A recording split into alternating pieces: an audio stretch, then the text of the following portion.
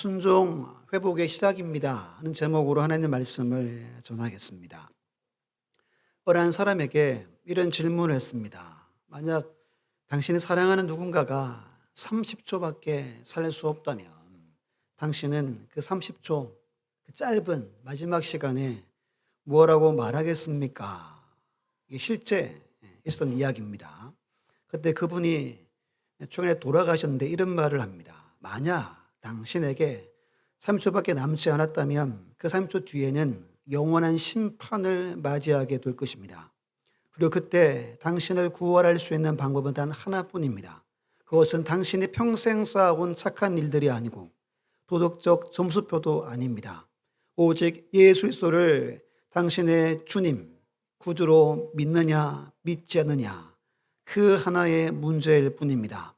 많은 사람들은 예수를 좋은 사람, 역사적 인물 정도로만 생각합니다. 하지만 그 어떤 대답도 통하지 않습니다.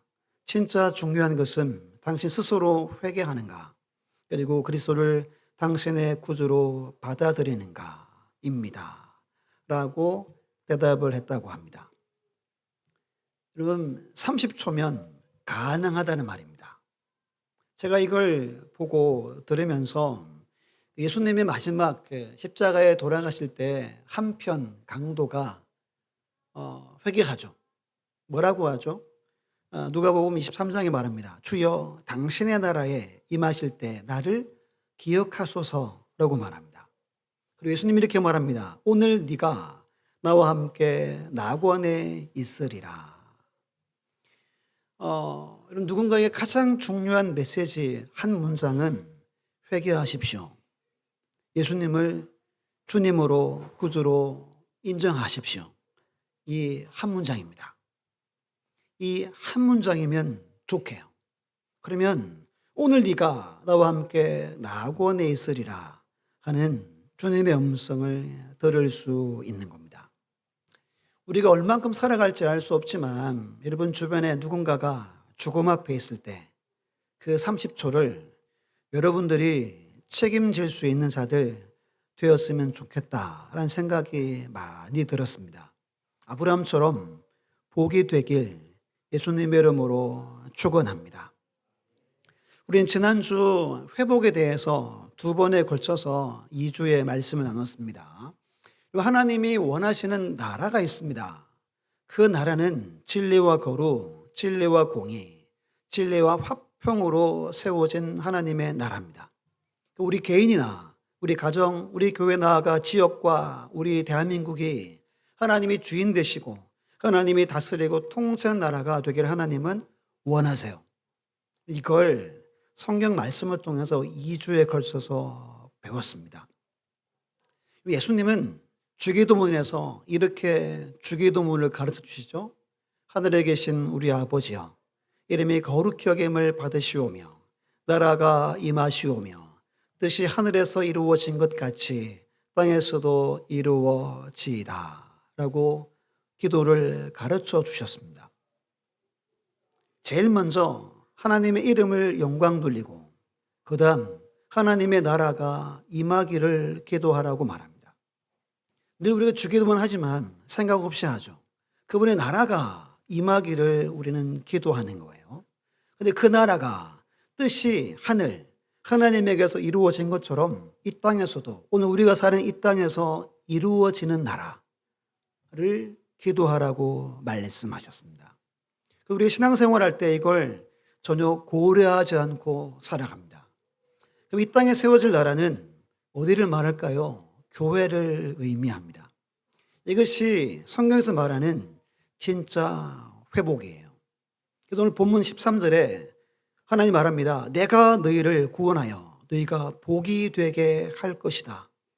믿음의 조상 아브라함에게 약속하신 것처럼 너는 복이 될지라 하신 약속과 일치하는 거죠. 여러분, 하나님은 오늘 저와 여러분, 우리 자녀들이 믿음의 조상 아브라함과 같이 복이 되어 복으로 살아가기를 원하십니다.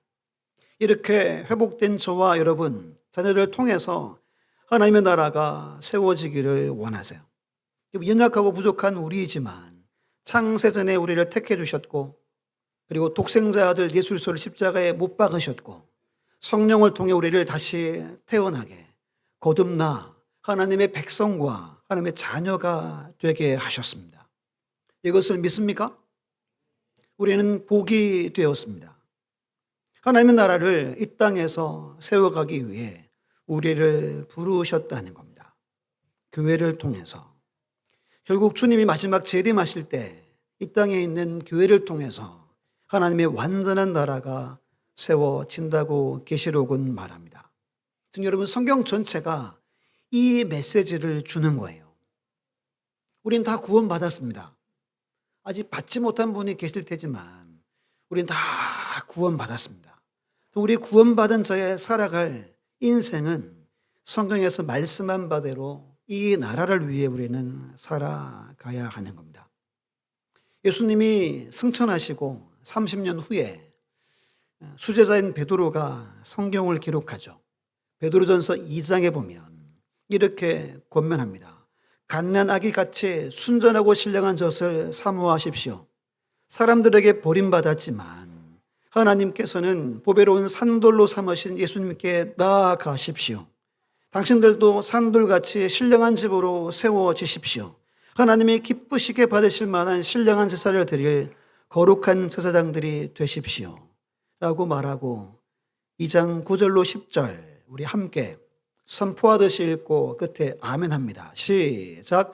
그러나 너희는 택하신 족속이요 왕같은 제사장들이요 거룩한 나라요 그의 소유가 된 백성이니 이는 너희를 어두운 데서 불러내어 그의 기이한 빛에 들어가게 하신 이의 아름다운 덕을 선포하게 하려 하심이라. 너희가 전에는 백성이 아니더니 이제는 하나님의 백성이요 전에는 긍휼을 얻지 못하였더니 이제는 긍휼을 얻은 자니라. 아멘. 오늘 이 두 구절이 우리를 말하는 겁니다. 우리는 백성이 아니었는데 백성 삼아 주셨습니다. 우리의 긍휼을 얻지 못했지만 우리는 긍휼을 얻었습니다. 왕같은 제사장이 되었습니다. 거룩한 나라가 되었습니다. 이것이 진짜 회복입니다. 진짜 예수 그리스도의 사람의 모습입니다. 이걸 2주에 걸쳐서 말씀 나눴습니다. 오늘은 그러면 어떻게 회복이 시작되는가에 초점 맞춰서 잠깐 말씀 나눌게요. 첫 번째 함께 읽어보겠습니다. 시작. 순종의 첫발과 동시에 회복이 시작된다. 아멘. 서가랴 8장 10절 말씀 보면 우리 볼펜으로 한번 동그라미 해볼게요. 제일 앞에 이날 전에는 한번 동그라미 해보세요. 이 날 전후가 다르다는 겁니다. 이날 전에는 이 말은 10절 말씀은 이날 전의 이야기예요. 어떤 이야기입니까? 사람이나 짐승이나 수고하고 애써서 일하지만 아무도 삭슬, 대가를 받지 못한다는 거예요. 이 뭐냐 하면 노예가 되고 종살이하게 될 것을 말하는 겁니다. 그리고 하반절에 뭐라 그럽니까? 원수로 말미암아 평안히 출입하지 못한다.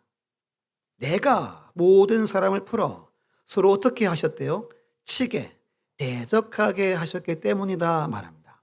그러니까 노예가 되고 나라가 멸망했고 서로 대적하고 서로 싸우고 하는 일들이 넘쳐나는데 하나님이 하셨다고 말합니다. 이게 이전이에요. 한 구절만 보면 아모스 9장 4절에 말합니다. 그 원수 앞에 사로잡혀 갈지라도 내가 하나님이 거기에서 칼을 명령하여 죽이게 할 것이라. 누가 명령하죠? 하나님이 자기 백성들을 칼로 죽이려고 명령한대요. 내가 그들에게 주목하여 화를 내리고 복을 내리지 아니하리라 하시니라. 왜 이렇게 합니까? 하나님을 버렸기 때문입니다. 우상을 섬기고 불순종했기 때문입니다. 이게 이날 이전이에요. 이날 이후 중요하겠죠? 우리 11절, 12절 두 구절 읽어볼게요. 시작. 만군의 여호와의 말씀이니라. 이제는 내가 이 남은 백성을 대하기를 옛날과 같이 아니할 것인즉 곧 평강의 씨앗을 얻을 것이라. 포도나무가 열매를 맺으며 땅이 산물을 내며 하늘은 이슬을 내리리니 내가 이 남은 백성으로 이 모든 것을 누리게 하리라. 아멘. 이제는 하나님이 이날 이후부터 하나님이 축복하신다는 거예요. 옛날처럼 대하지 않는데요. 심으면 잘 되고 이슬이 내리고 이 모든 것을 누리게 하신다라고 분명히 차이가 있습니다. 이날 이전과 이후가 완전히 다른 거예요. 그래서 13절에 결국 우리가 복이 되게 하시겠다라고 하나님이 말씀하는 겁니다.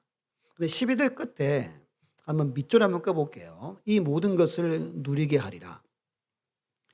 누리게 하리라. 이 말이 상당히 중요합니다.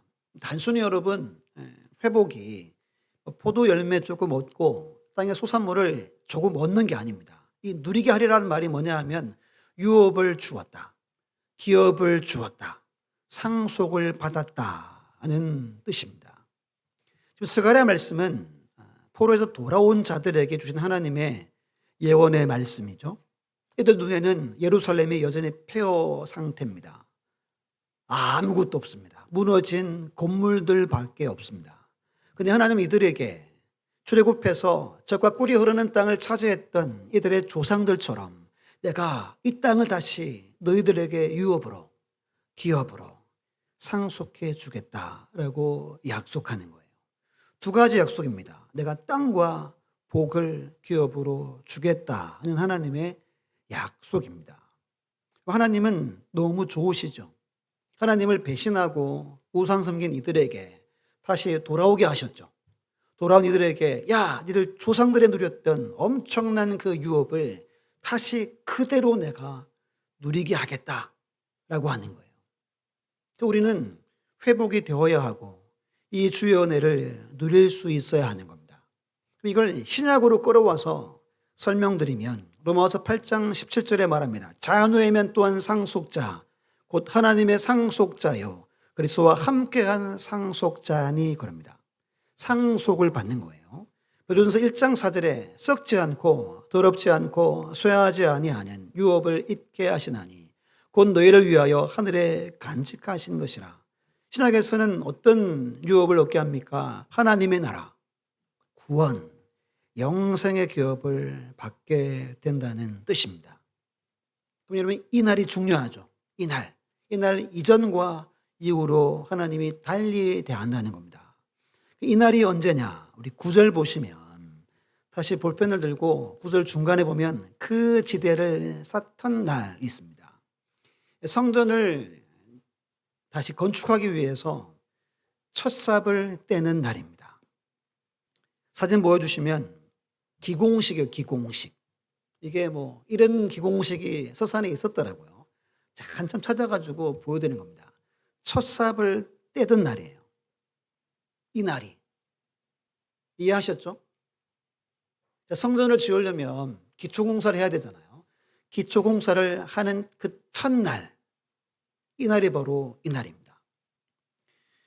여러분 이게 참 중요합니다. 영적으로 하나님의 역사는 순종의 첫발과 동시에 시작됩니다. 우리가 첫삽을 떼낼 때 하나님은 일하기 시작하는 거예요. 여러분들이 믿음으로 첫발을 내디딜 때 하나님이 내 인생에 개입하시고 내 인생 가운데 찾아오셔서 역사하신다는 거예요. 여러 예들을 잠깐 설명드리면 아브라함을 75세에 부릅니다. 근데 아브라함이 어떻게 하죠? 창세기 12장 1절을 보면 자기 고향과 아버지와 친척 모든 걸 버리고 떠납니다. 75년간 쌓아왔던 삶의 터전이 거기에 있고 그리고 자기들의 식구들이 자기의 울타리여서 보호를 받았는데 하나님의 부르심에 즉각 반응해서 거기를 떠납니다. 하나님이 약속하죠. 야, 내가 큰 민족 이루고 내 이름을 창대하게 하고 네가 복이 될 거다 라고 하신 약속이 그대로 다 이루어졌음을 우리는 알고 있습니다. 마지막 거를 시험하실 때 하나님의 아들을 바치라고 하시죠. 근데 며칠 길을 걸어가야 되죠? 3일 길을 걸어가야 됩니다. 혹시 모르십니까? 3일 길 어디 산에 가죠? 모리아 산에 갑니다. 성경 보면 이 말씀을 받고 그 다음날 아침 일찍 일어났다 그럽니다. 이미 아브라함은 말씀을 들을 때 야, 그래 내가 순종해야 하는구나. 아침 일찍 짐 챙겨서 아들 이삭을 데리고 갔어요. 그림처럼 아들을 제단 위에 올려 놓았습니다. 여러분, 가다가 결정한 게 아니라 아침 일찍 출발할 때 이미 아브라함은 이삭을 드리기로 결단했던 겁니다. 그리고 하나님이 너무너무 좋아하시고, 그리고 역사에서 아브라함은 사라집니다. 다 이룬 거예요. 그 다음은 홍해 사건입니다. 지금 출애굽기를 보고 있지만 하나님이 모세와 이스라엘 백성들을 막다른 길로 인도합니다. 이해 안 되는 분이에요. 양쪽에 바위산이 있고 앞에는 홍해가 있어요. 막다른 길로 자기 백성을 인도합니다. 이걸 바로가 알고 군대를 즉시 보냅니다. 성경 말합니다. 광야에 갇힌 바 되었다. 갇혔대요. 그래서 야, 이건 우리에게 기회죠. 그래서 바로가 군대를 막 보낸 겁니다. 그때 사람들이 원망하고 불평하죠. 하나님 모세에게 뭐라 그럽니까? 지팡이를 들고 손을 바다에 내밀어 그것이 갈라지게 해라. 마른 땅으로 행하리라 말합니다. 모세 이후에 다 불평 원망했습니다. 근데 한 사람이 순종하자 밤새도록 홍해가 갈라져서 최대는 한 6km에서 8km가 갈라졌다라고 그렇게 학자들이 보고 있습니다. 여러분, 저게 손 내미는 게 뭐 우스운 것 같지만 모두가 불평하고 원망할 때 한 사람 말씀 듣고 손 내밀었을 때 하나님이 역사한 겁니다. 여호수아 3장 가면 요단강을 건너가죠. 그때 사진 바로 보여주세요. 그때 3, 4월경이었습니다. 평소 때는 이렇게 건너갈 수 있어요. 30m 폭밖에 안 됩니다.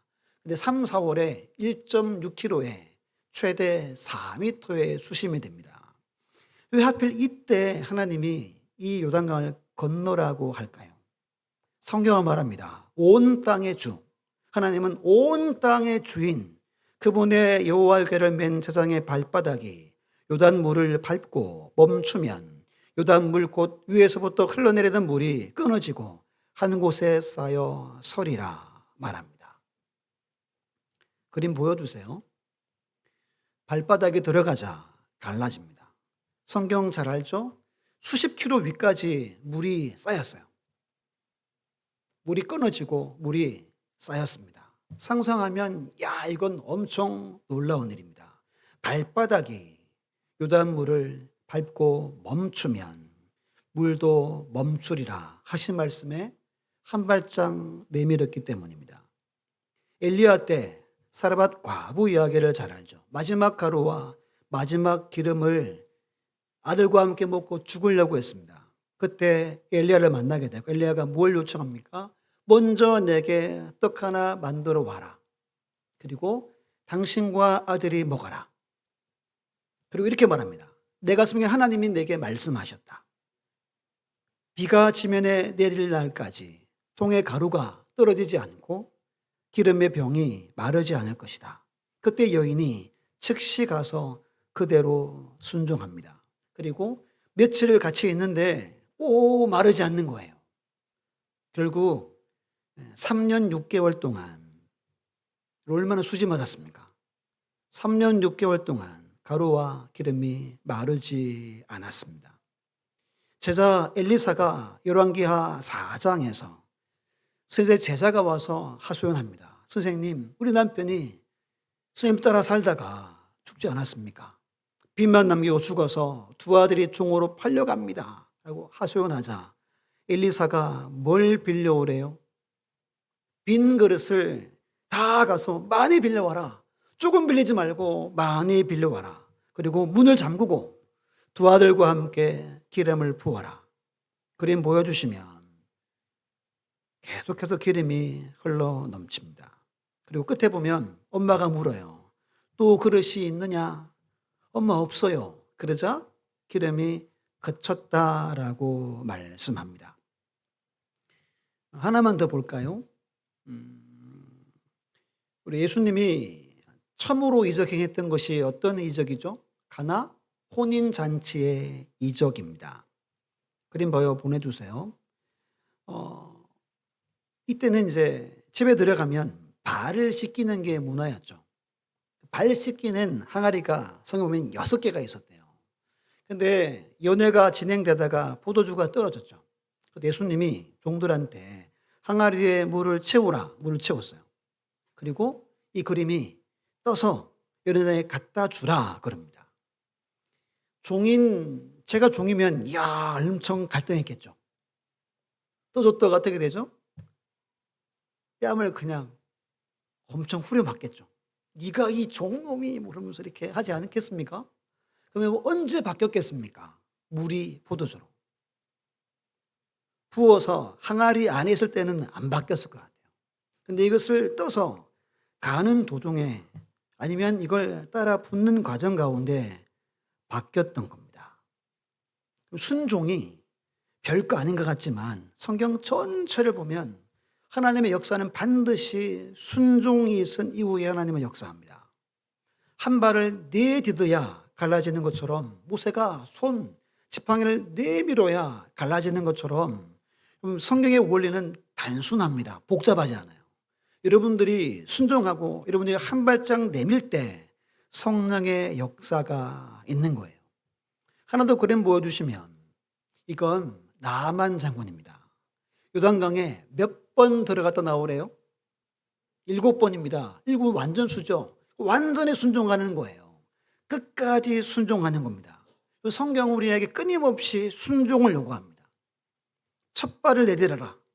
순종했으면 끝까지 순종해라. 완전히 순종해라.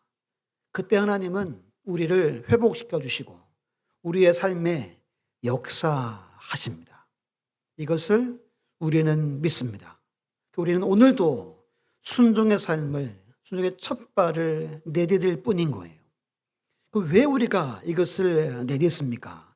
역대상 29장 11절 12절을 우리 크게 읽고 아멘합니다. 시작. 여호와여 위대하심과 권능과 영광과 승리와 위엄이 다 주께 속하였사오니 천지에 있는 것이 다 주의 것이로소이다. 여호와여 주권도 주께 속하였사오니 주는 높으사 만물의 머리이심이니이다. 부와 귀가 주께로 말미암고 또 주는 만물의 주제가 되사 손에 권세와 능력이 있사오니 모든 사람을 크게 하심과 강하게 하심이 주의 손에 있나이다. 아멘. 믿습니까? 여러분, 하나님이 모든 우주와 전 세계 눈에 보이는 것, 보이지 않는 모든 것의 주인이시라는 말씀입니다. 그럼 13절에 우리가 할 일은 함께 했습니다. 시작. 우리 하나님이여 이제 우리가 주께 감사하오며 주의 영화로운 이름을 찬양하나이다. 우리가 할 일은 13절밖에 없다는 말이에요. 감사하고 찬양하고 믿음 주시면 첫발 떼고 첫삽을 뜨는 거예요.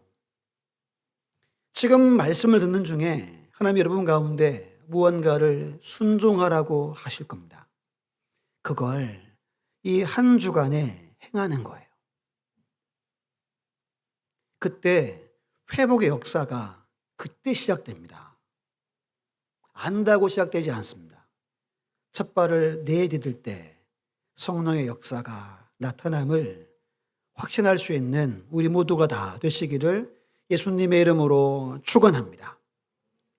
두 번째는 우리 두 번째 본문 한번 찾아볼게요. 우리 스바냐 앞으로 4장 넘기면 나오죠. 2장 1절로 3절 말씀에서 성경 우리에게 3가지 구체적인 순종을 우리에게 요구하십니다. 스바냐라는 성경은 남유다가 멸망하기 약 50년 전입니다.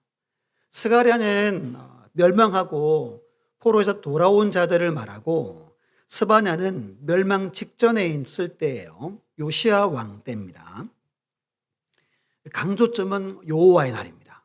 심판의 날, 진노의 날을 강조합니다. 이 1절, 2절, 3절이 여호와의 날을 피할 수 있는 유일한 방법을 보여줘요.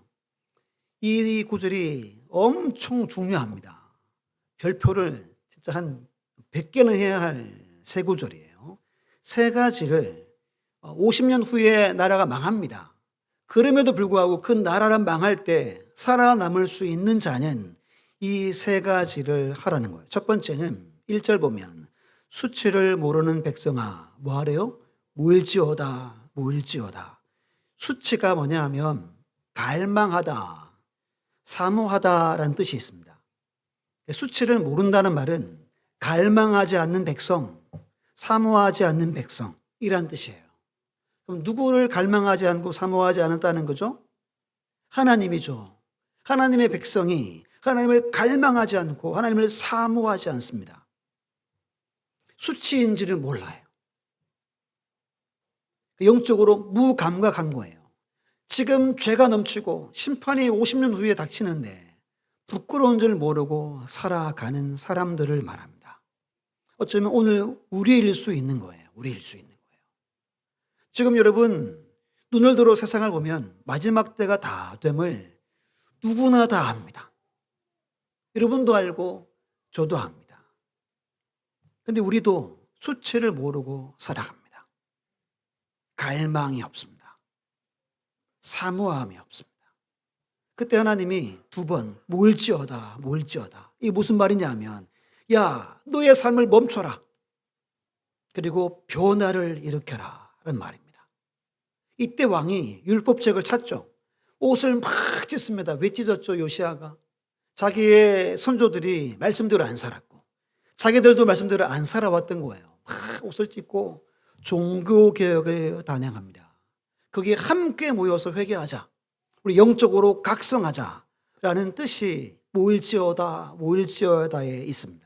여기에 모이는 자가 구원받는다는 거예요. 우리 화면을 보고 히브리서 10장 25절 말씀을 힘차게 했습니다. 시작. 모이기를 패하는 어떤 사람들의 습관과 같이 하지 말고 오직 군하여 그날이 가까움을 볼수록 더욱 그리하자. 아멘. 마지막 때가 되면 모이기를 패하는 어떤 자들의 습관들이 판을 친다는 겁니다. 첫 번째 하나님의 구체적인 우리가 순종할 일은 힘써 모이는 겁니다. 모여 찬양하고 예배하는 거예요. 그때 우리 안에 말씀이 심기워지게 되고 기쁨으로 찬양하는 거예요. 지금 역대하를 보고 있지만 하나님 영광이 언제 임한다고 그랬습니까? 두 가지입니다. 말씀이 내 안에 있을 때, 내 입술에 온전한 찬양했을 때 하나님은 영광으로 임하십니다. 왜 내게 안 임하죠? 왜 우리 여러분들의 삶에 하나님의 영광이 안 임합니까? 내 안에 말씀이 없고 내 입술에 찬양이 없기 때문인 거예요. 성령의 역사가 일어나지 않는 겁니다. 말씀이 있는 자와 진정한 찬양이 있는 자에게 하나님은 역사하는 겁니다. 두 번째는 우리 3절 상반절 보세요. 여호와의 규례를 지키는 세상의 모든 겸손한 자들아 말합니다. 겸손한을 설명드리겠습니다. 상당히 중요합니다. 여기 겸손하란 단어는 사회적으로 비천한 자들을 말합니다. 경제적으로 가난해서 낮은 자들을 말해요. 주변에 의지할 사람이 한 명도 없어요. 의지할 곳도 없어요. 이들의 의지할 곳은 하나밖에 없다는 거예요. 누구밖에? 여호와 하나님밖에 없는 자들을 말합니다. 그들이 주의 규례를 지키는 거예요. 이 당시 돈 있고 빽 있고 힘 있는 사람들은 안 지켰다는 말이에요. 그럼 여러분들은 어떻습니까? 저는 어떠합니까? 우리가 의지할 분은 한 분 하나님밖에 없어요. 아멘입니까? 여러분들 돈도 아니고 주변의 사람도 아닙니다. 그런 겸손한 사람이 끝까지 말씀을 따라 지켜 행하는 거예요. 이게 두 번째입니다. 말씀을 지켜 행하는 게 겸손이에요. 그때 역대하 6장 보면 은혜를 지키시고 그리고 은혜를 지키시고 은혜를 베풀어 주신다라고 성경은 약속합니다. 마지막 세 번째는 3절 중간 보면 너희는 여호와를 찾으며 두 가지를 구하래요. 공의와 겸손을 구하라 그럽니다. 공의 지난주에 설명드린 것처럼 그 공의입니다. 이 공의가 쉽게 말하면 하나님의 뜻을 말합니다. 이게 구하는 게 기도지만 뜻대로 살려고 힘쓰는 것을 말해요. 겸손하게 살려고 애쓰는 것을 말합니다. 이게 두 번째 우리가 순종해야 할 모습입니다. 설명드린 것처럼 스바냐 말씀은 여호와의 날, 심판의 날, 진노의 날을 강조하고 그것이 주제입니다. 2절 보면 그날이 겨같이 속히 날아온다라고 말합니다. 하지만 아직 오지 않았대요. 아직 우리에게 기회가 있습니다. 1장 2절 보시면 여호와께서 이르시되 내가 땅 위에서 모든 것을 진멸하리라.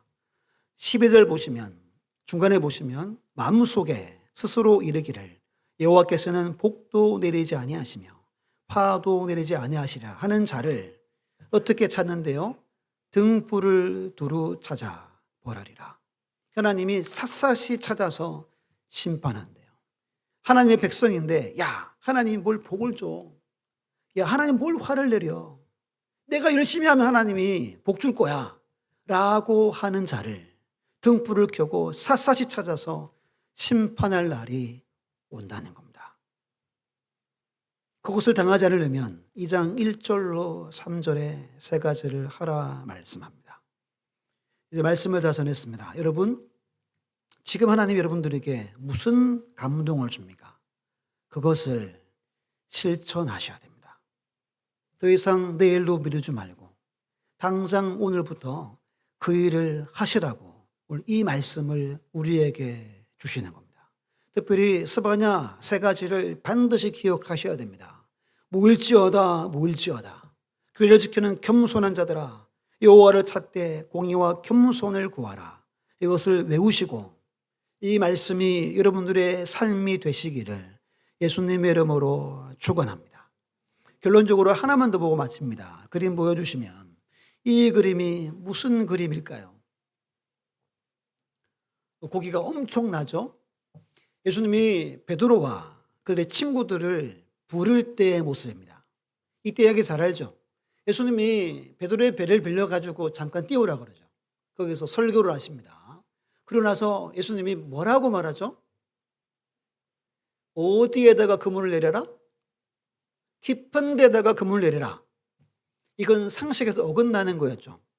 불가능한, 해봐야 안 됩니다.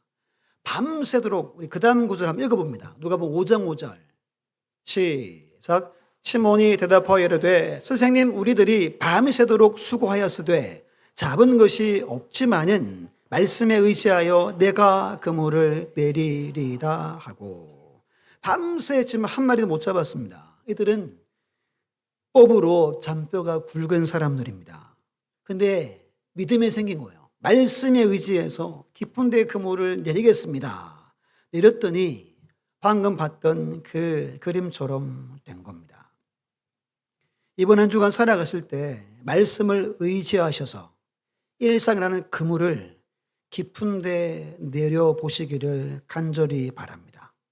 그게 믿음의 사람의 삶이에요. 여러분, 우리는 여전히 약하고 부족합니다.